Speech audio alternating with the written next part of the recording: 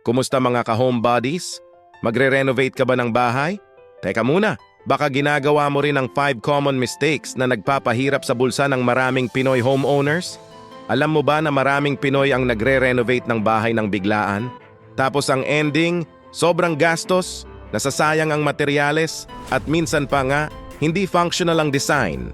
Imbes na maging masaya at komportable sa bagong ayos ng bahay, stress pa ang naidudulot. Pero huwag kang mag-alala, i-share ko sa iyo ngayon ang 5 pinakamadalas na pagkakamali sa home renovation at kung paano mo ito maiiwasan. Una, yung pagre-renovate ng walang detailed plan. Akala mo nakakatipid ka kasi dire-diretso ka na lang. Pero mas malaking gastos yan sa huli. Always start with proper layout at budget estimate. Hindi pwedeng bahala na mentality dito. Pangalawa, yung pagpili ng mura pero hindi matibay na materyales. Oo, mas mura siya ngayon.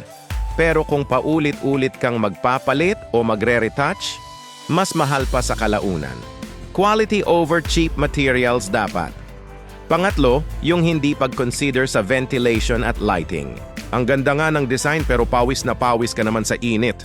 Hindi lang dapat maganda tingnan. Dapat practical at presko rin ang bahay mo. Pang-apat, yung over-designing ng small spaces. Minsan sa sobrang daming gusto ilagay, mas lalong sumisikip ang espasyo. Keep it simple lang, hindi mo kailangang ipilit lahat ng nakikita mo sa Pinterest. At panghuli, yung walang contingency fund. Laging may unexpected costs sa renovation. Maglaan ka ng at least 10 to 15% extra sa budget mo para hindi ka mahirapan kung may bigla ang gastusin. Kapag alam mo ang mga pagkakamaling ito at alam mo kung paano iwasan, siguradong mas magiging maayos ang resulta ng renovation mo. Hindi lang pera ang matitipid mo, pati stress maiiwasan mo pa. At bago ko tapusin ang video na to, abangan nyo ang susunod nating topic kung bakit laging crowded ang living room at kung paano ito aayusin gamit ang smart hacks.